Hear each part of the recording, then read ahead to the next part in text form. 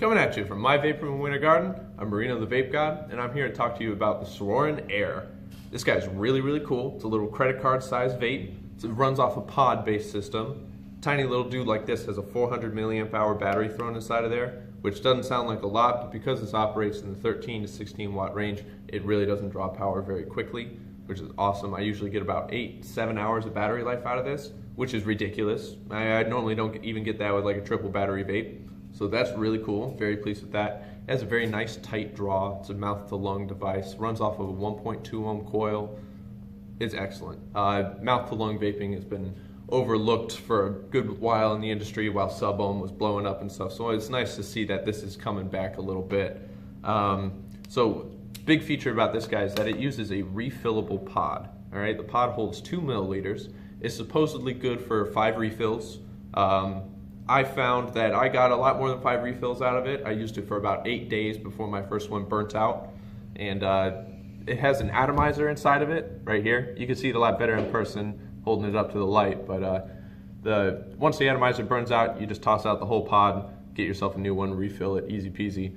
But I did have the way they did their atomizer is a lot different than a lot of other devices I've seen. So they have the coil right in here where one wick, only one side of the wick, comes out into the juice chamber right over here.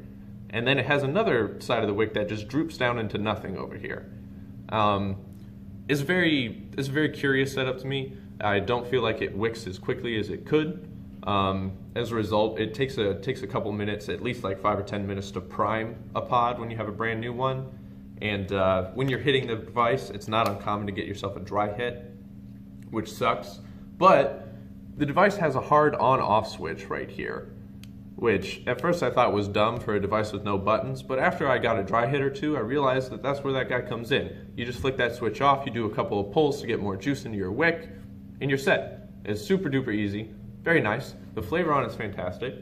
It charges, since it's got a tiny little battery, it charges in like 30 minutes.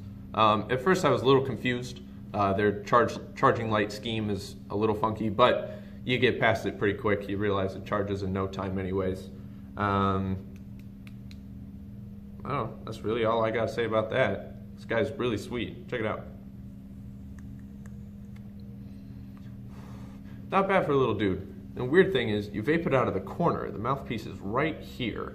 Never seen anything else that's quite like that. It's very lightweight. It's very inexpensive, and you could use whatever kind of juice you want in it. I found that it works best with salt nicotine stuff because that way it gives you more of a Juul, Juno style feel. And between the two of those, if you're familiar with either of them, I feel that this hits closer to what a Juno hits like, which is fantastic.